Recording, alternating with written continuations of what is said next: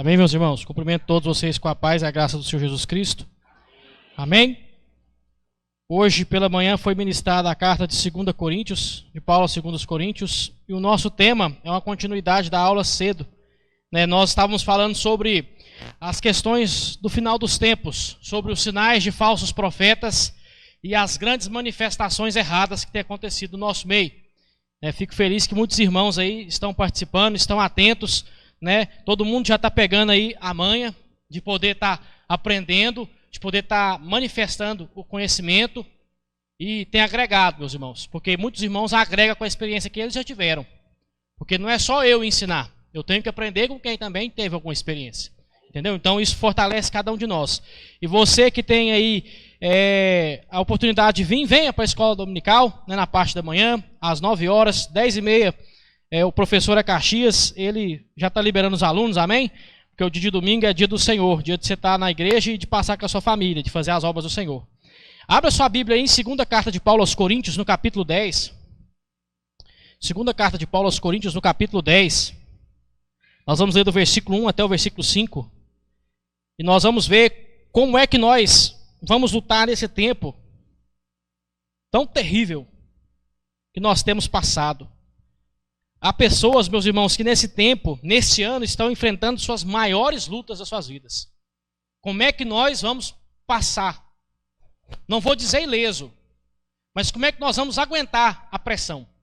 Como é que nós vamos aguentar, sendo jovens, sendo mais velhos, sendo já de idade, a pressão que o mundo tem jogado em cima dos crentes? Amém? Deus, Ele, na sua misericórdia, Ele nos dá armas, ferramentas para a gente lutar contra aquilo que tem sido imposto contra nós. Então, 2 Coríntios, no capítulo 10, do versículo 1 até o 5, diz assim: E eu mesmo, Paulo, vos rogo pela paciência e bondade de Cristo. Eu, que segundo dizem alguns, quando vos confronto face a face, sou humilde. Entretanto, quando sou ausente, sou ousado no falar. Suplico-vos que, quando eu estiver convosco, não seja obrigado a usar de rigor e audácia, tal como penso que ousarei agir, para com alguns que imaginam que nos conduzimos por padrões meramente humanos. Porque, embora vivendo segundo a carne, não lutamos segundo os padrões da carne. Pois as armas da nossa guerra não são terrenas, mas poderosas em Deus para destruir as fortalezas. Destruímos vãs filosofias e a arrogância que tenta levar as pessoas para longe do conhecimento de Deus. E dominamos todo o pensamento carnal para torná-lo obediente a Cristo. Amém? Versão King James atualizado. Vamos orar em nome de Jesus? Senhor, nosso Deus e Pai, no seu santo nome nós te pedimos, Pai, a tua bênção e a tua graça sobre este lugar hoje. Pai, que não seja a palavra de um ser humano, Pai, mas a sua palavra falando no nosso coração. Pai, que o Senhor Deus possa despertar nosso coração para um avivamento individual, Senhor. Para um avivamento, Pai Santo, pessoal na tua presença. E que cada família, Pai Santo, possa ser avivado, Pai, através do seu Espírito. Possa ser transformado através, Pai, da sua presença, da presença de Jesus, do Espírito Santo em nossas vidas. Pai, para que essa igreja experimente um verdadeiro avivamento do Senhor. Pai Santo, que experimente um verdadeiro crescimento espiritual na graça de Deus. Pai, que o Senhor Deus possa fornecer, Pai Santo, as armas espirituais para que cada irmão, para que cada irmã possa, Pai, desempenhar o seu papel naquilo que o Senhor Deus chama de reino, naquilo que o Senhor Deus invocou, convocou, chamou, Pai Santo, predestinou cada um para fazer. Em nome de Jesus nós pedimos. Amém? Meus irmãos, quando o apóstolo Paulo ele envia essa 2ª carta aos Coríntios, a princípio nós pensamos que ele está orientando aquele povo. Mas, como foi dito hoje cedo, na verdade ele está se defendendo daqueles que estavam acusando ele de ser um falso apóstolo. E ele, meus irmãos, até o capítulo 9 vai ser bastante coerente, vai ser bastante simples com aqueles irmãos. Mas a partir do capítulo 10, ele vai começar a ter um tom um pouco mais agressivo. E ele vai começar a dizer que aqueles irmãos estavam testando a paciência dele.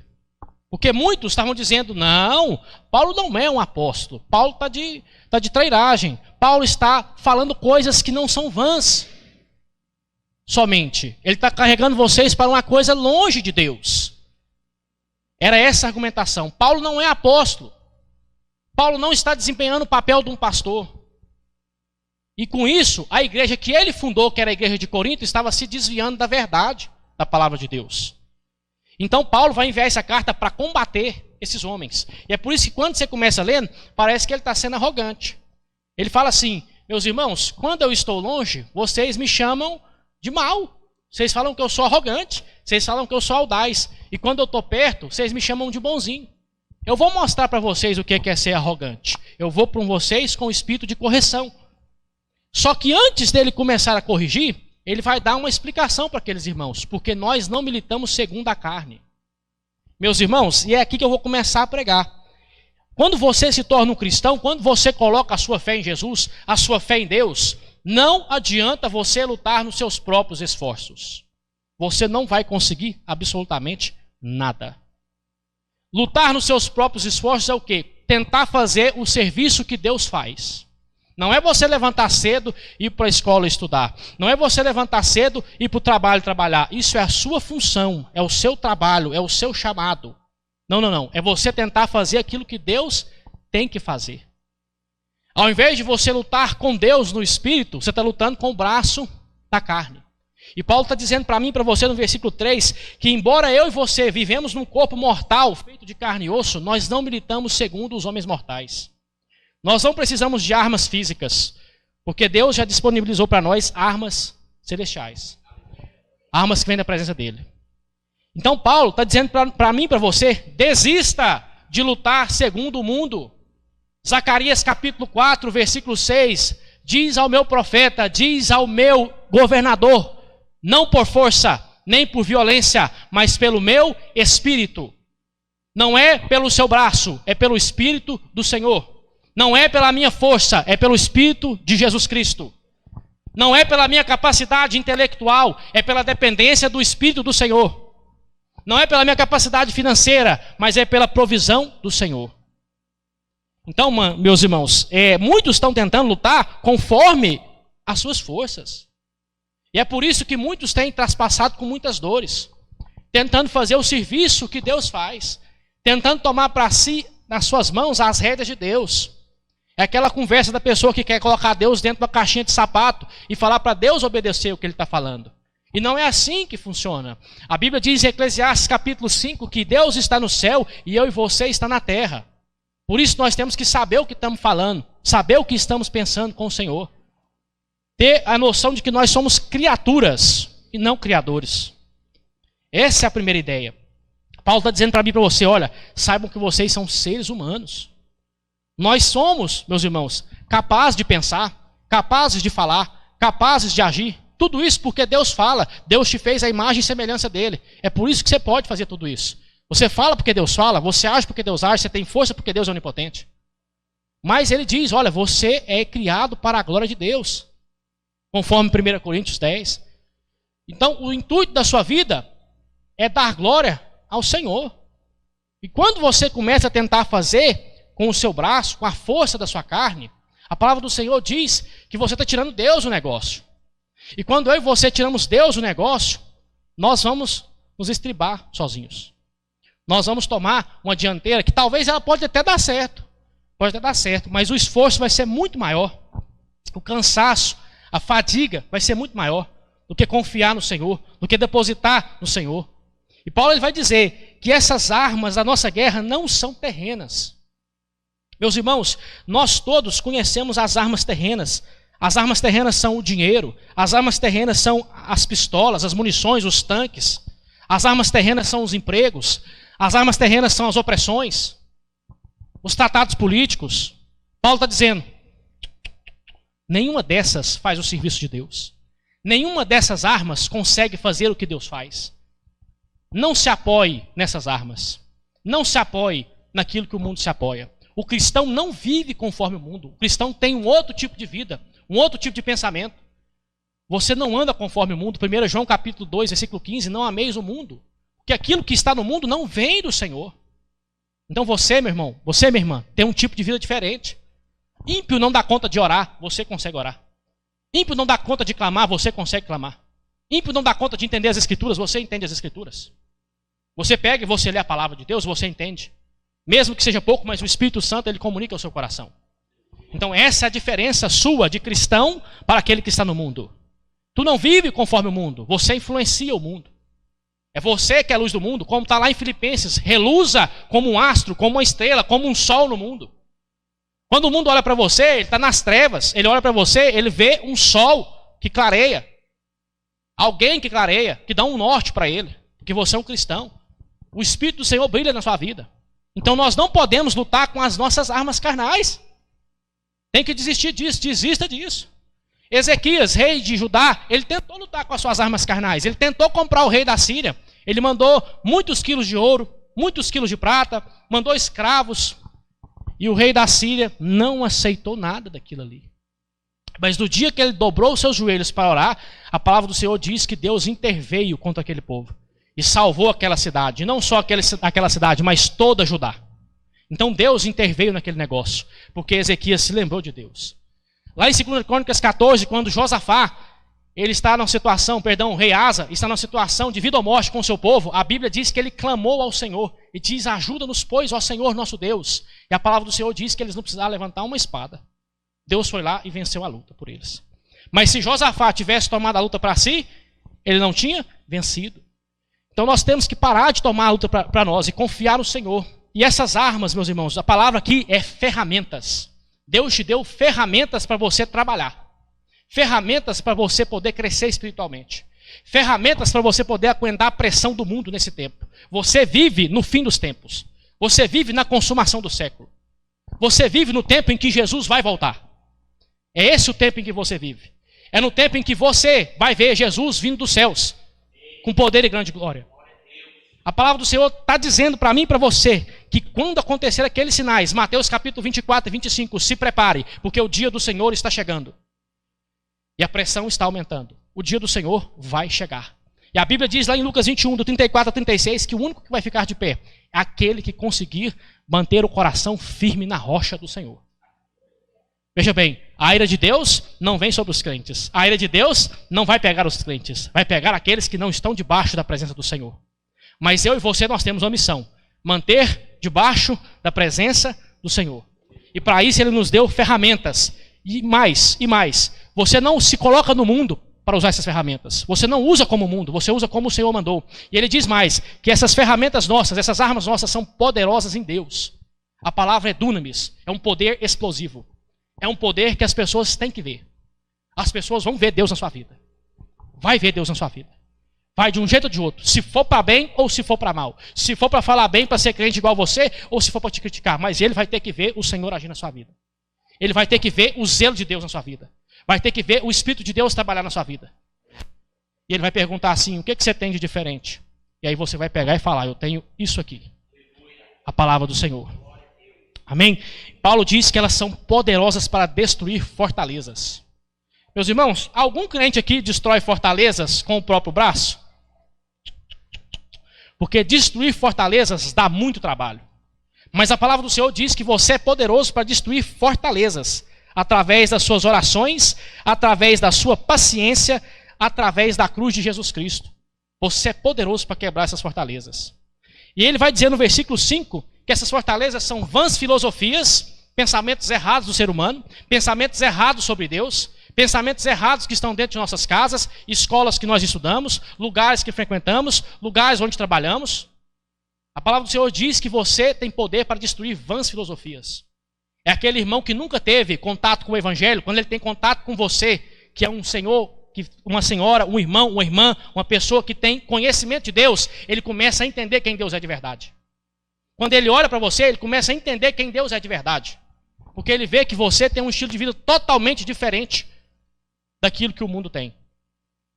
E a palavra do Senhor diz que você é como um modelo. Você é como um modelo, você é como Jesus. Então quando ele vê aquilo ali, as fortalezas da mente dele vão sendo destruídas para que você traga ele. Eu vou dar um exemplo usando a rede JAR dos jovens. Toda vez que você traz um jovem novo aqui, as fortalezas da mente dele são minadas pela palavra de Deus.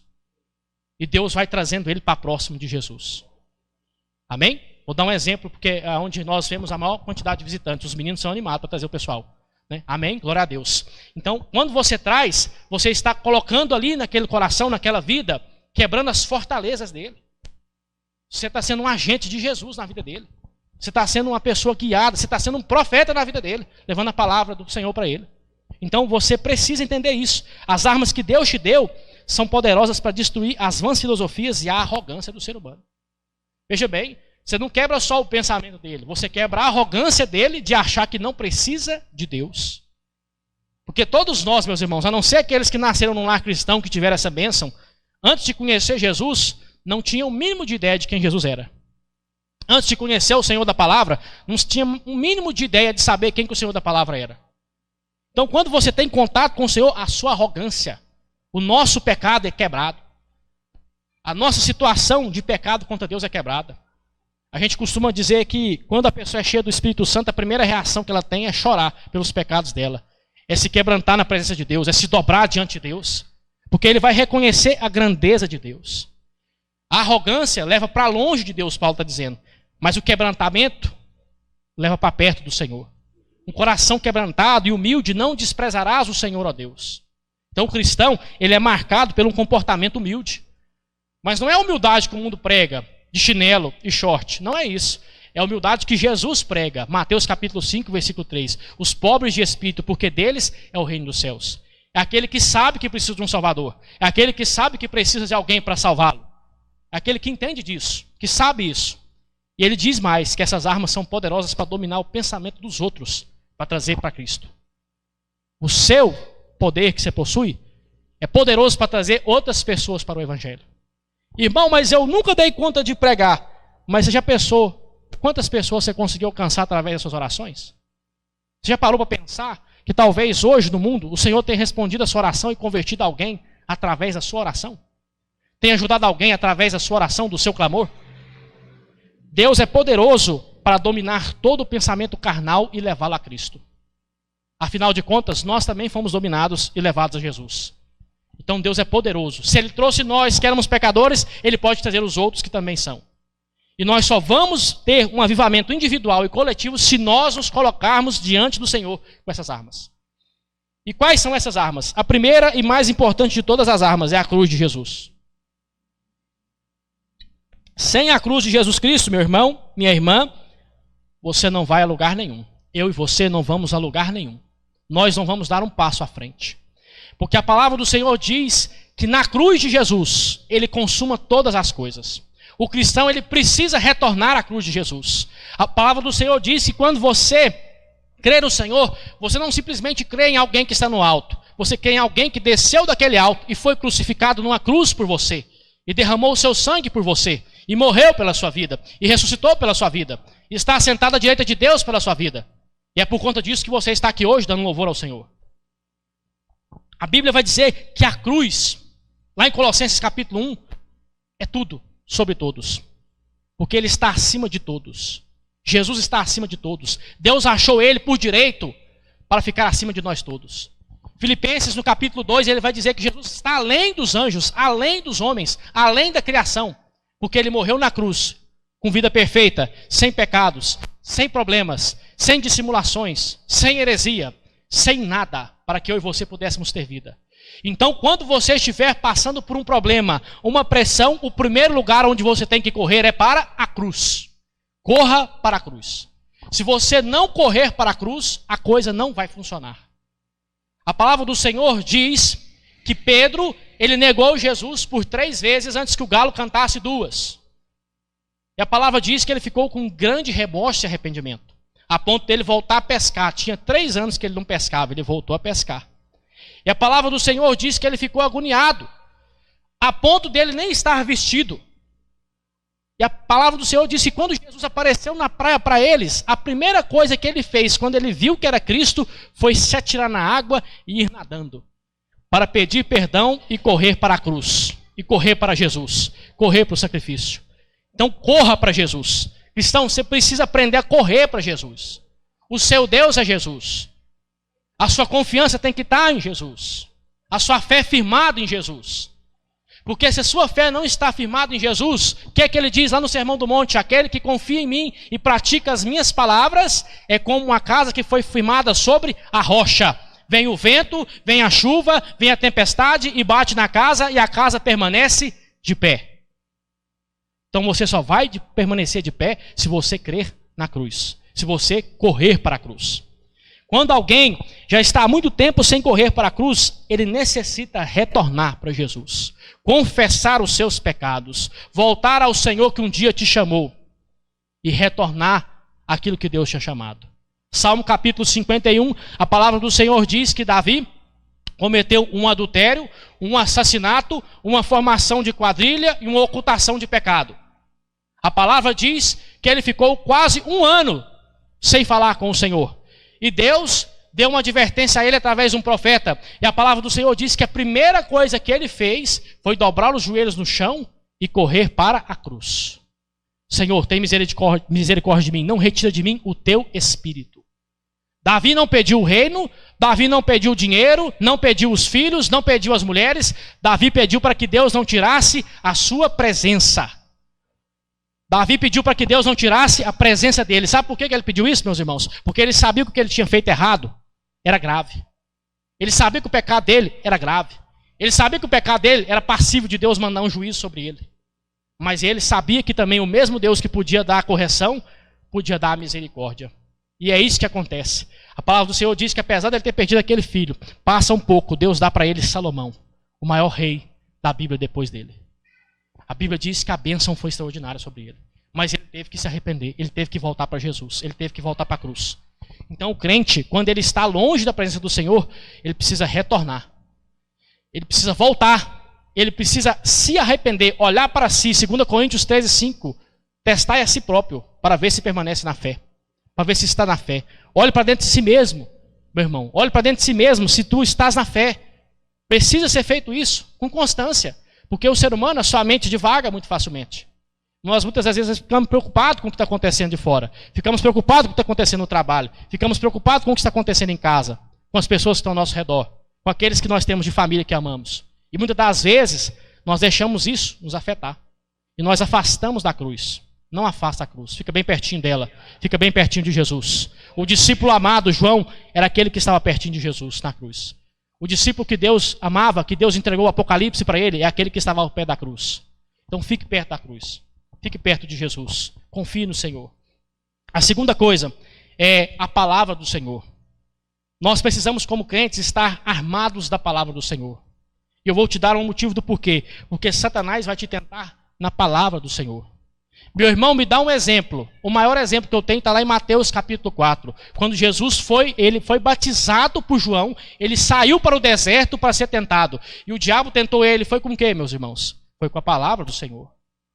O diabo falou assim, tu é filho de Deus mesmo? O pai falou que você é filho. Tu é filho? Faz a pedra virar pão. Está com fome, faz a pedra virar pão. Não só de pão vive o homem, mas de toda a palavra que vem da boca do Senhor. Aí o demônio leva ele para um pináculo e fala assim, atira daqui, porque está escrito que se você pedir ao seu pai, ele vai mandar anjos. Sabe o que o diabo estava tentando fazer com ele? Força um milagre. Força Deus a agir. Tenta Deus. Ele vira e fala o quê? Não tentarás o Senhor, o teu Deus. E aí o demônio leva ele numa última tentativa a mostrar os reinos e as riquezas e fala, tudo isso eu vou te dar, se você prostrado me adorar. A maioria que lê isso não entende que o demônio está oferecendo para ele um pacto. Se dobra que eu te dou.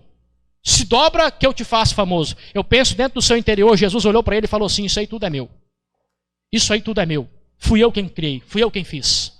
Todo esse dinheiro, toda essa prata, toda essa criação, tudo é meu. Vai-te, Satanás, porque está escrito, somente ao Senhor o teu Deus prestará culto. E a Bíblia diz que o demônio deixou Jesus. E os anjos de Deus o serviam. Palavra. Crente tem que ter palavra. Crente tem que saber palavra. Tem que entender palavra.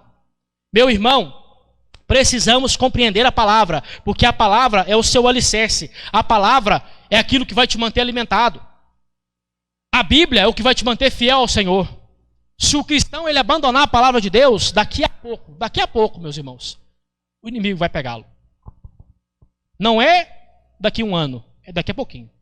Porque a palavra do Senhor, ela é viva, ela é eficaz.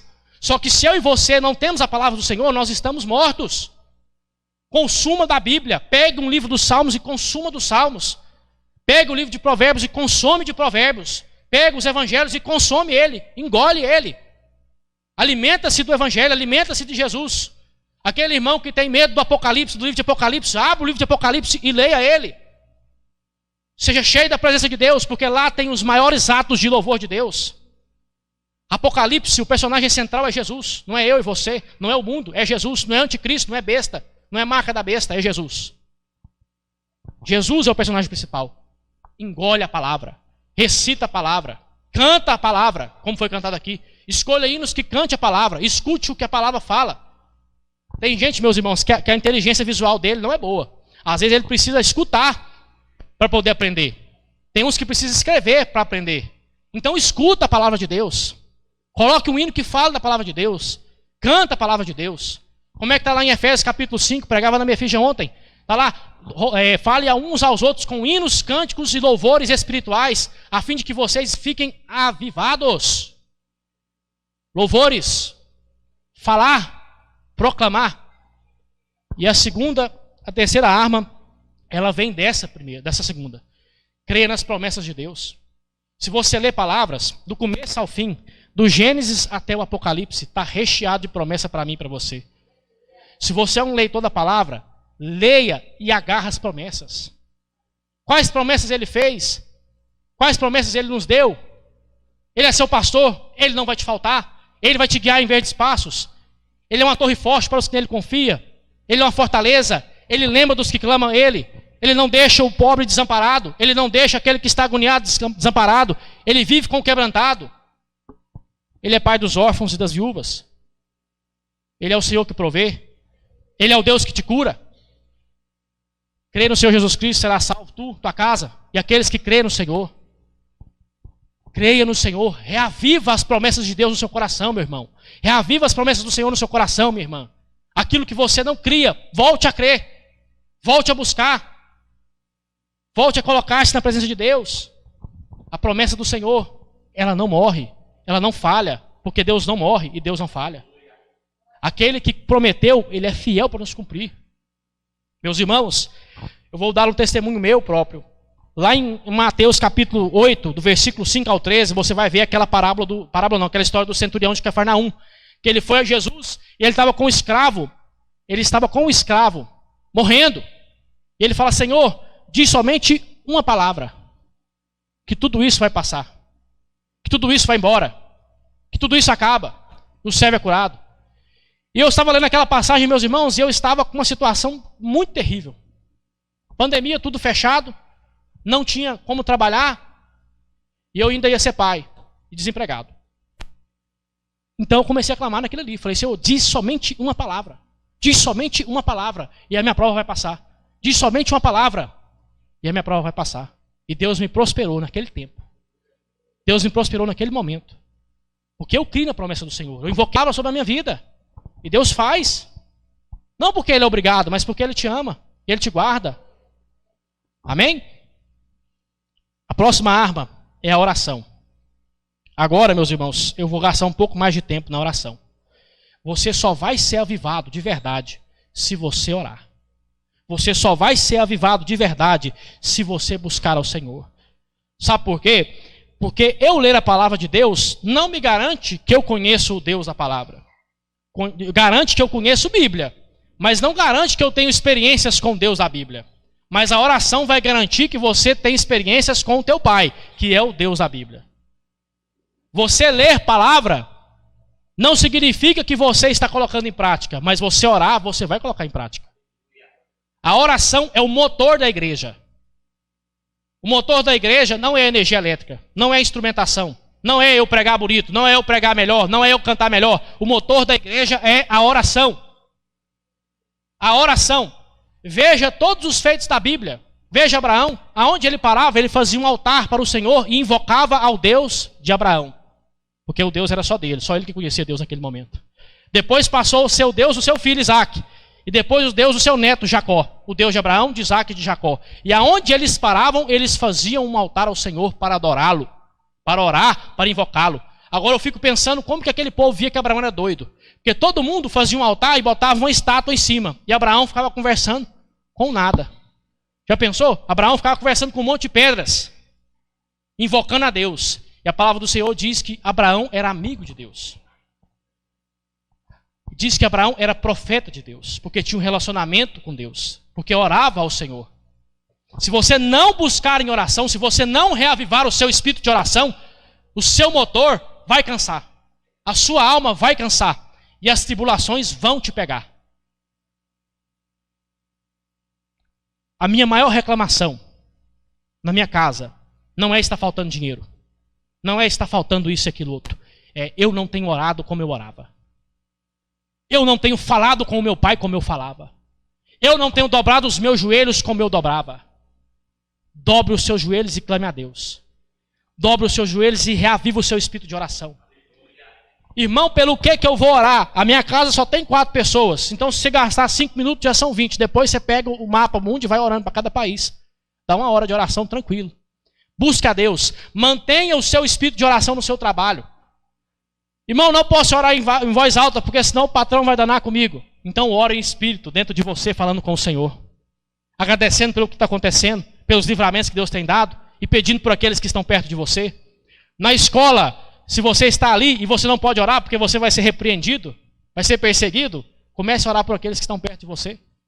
Comece a colocar eles na presença do Senhor, na mente.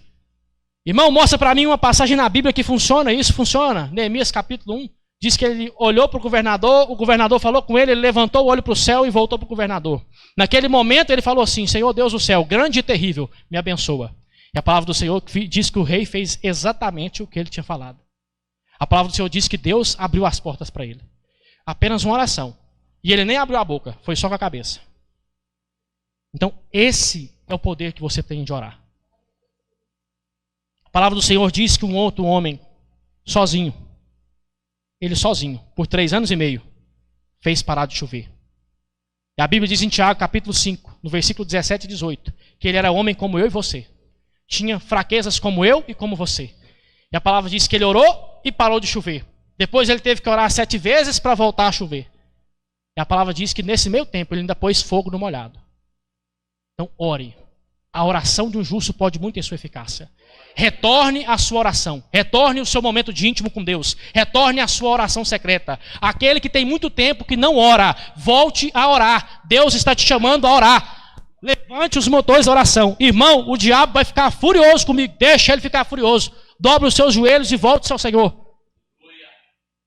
Sabe por quê, meu irmão? O demônio não fica perto de quem está tranquilo, quem não está orando. O diabo fica perto de quem está orando, meu irmão. Você acha que ele vai atentar uma pessoa que não está orando? Quem que foi o homem de maior oração que a Bíblia tem? Jesus. E quem que foi o parceiro de jejum dele? Foi o diabo. Era o diabo que estava lá, jogando seta nele. Então quem ora, pode ter certeza, você vai topar com a carranca do diabo. Mas coloque-se na oração. Porque a Bíblia diz que maior é o que está em tu do que o que está no mundo. O príncipe dos poderes aéreos, a saber, o diabo, não pode contra tu, porque tu tem o Deus dos exércitos. Amém? Então coloque-se na oração. Coloque-se na brecha de Deus. E como é que eu faço essa oração minha, meu irmão? O que que eu tenho que fazer? Eu não sou bom de orar, meu irmão. Não sei nem como é que eu começo. Me ensina. Primeira coisa, arrepende. Fala para Deus, Senhor, eu tenho falhas, eu tenho pecados, eu preciso ser corrigido. Eu me arrependo no pó e na cinza, como diz Abraão, dos meus pecados. Não precisa chegar para o irmão e falar, não, confessa o pecado, não. Confessa para o Senhor primeiro. Confessa para Deus primeiro. Fala, Senhor, todo dia eu tento ser melhor, mas eu sou tão pecador. Eu sou tão falho. Eu preciso me arrepender dos meus pecados. Porque no momento em que você arrepende, você está dando autoridade para o Espírito Santo agir no seu coração. Porque a Bíblia diz que um coração que está duro, o Espírito de Deus não pode entrar. Mas quando se arrepende, o seu coração amolece. E o Senhor pode agir na sua vida. Então, sem arrependimento, não tem mudança. A primeira coisa, então, se arrependa. A segunda coisa, o que Deus tem feito na sua vida ultimamente, meu irmão, minha irmã? O que Deus tem feito de proeza na sua vida? Qual foi o milagre que Deus te deu? Qual foi o livramento que Deus te deu? O que foi o escape que Deus te deu? Qual foi a provisão que Deus te deu? Agradeça a Ele. Agradeça ao Senhor. Tenha o hábito de agradecer a Deus pelo que Ele tem feito. As portas do serviço estão abertas, agradeça ao Senhor.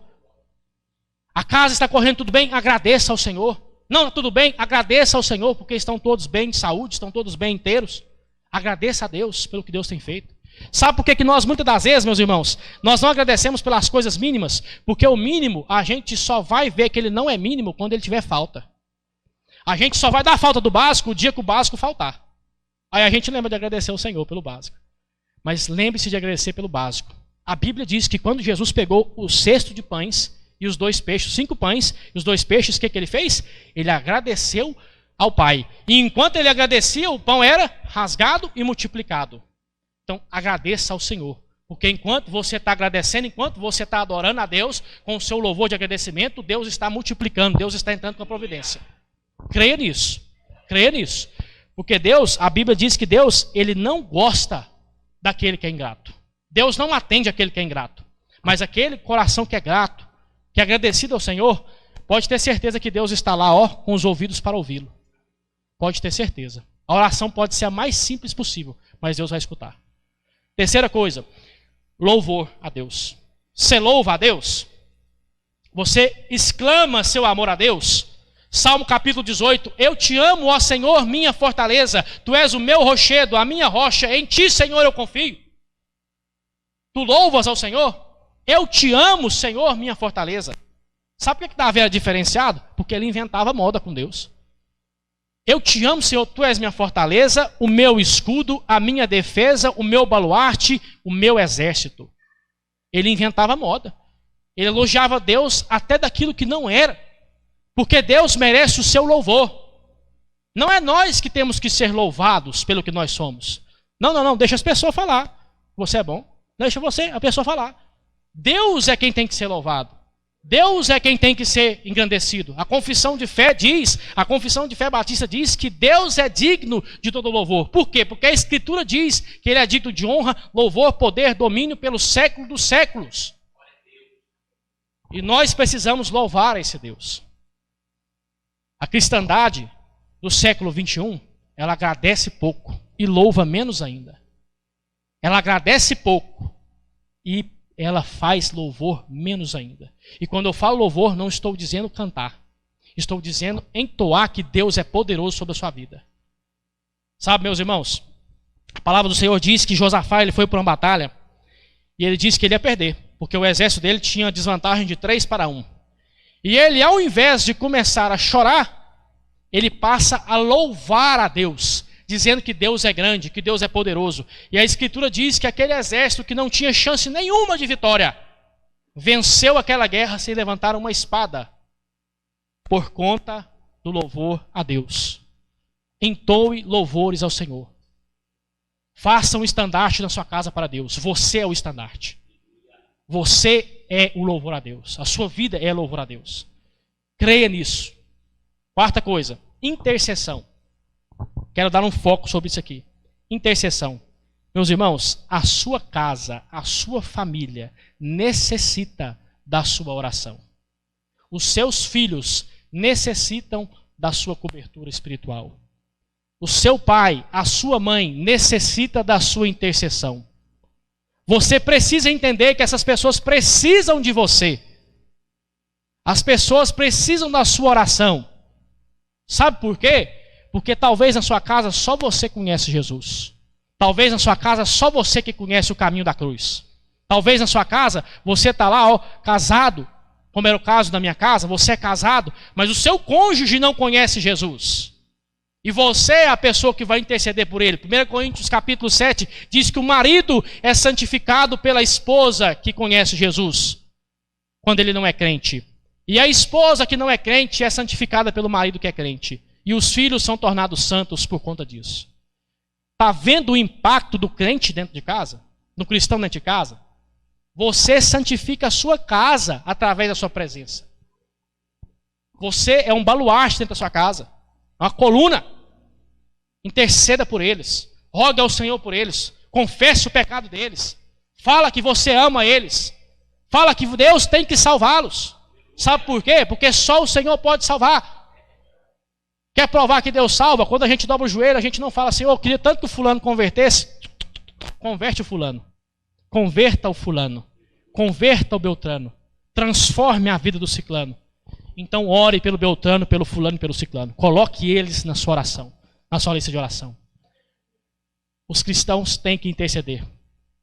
Um exemplo de intercessão. Êxodo 32, a palavra do Senhor diz que aquele povo fez um bezerro de ouro.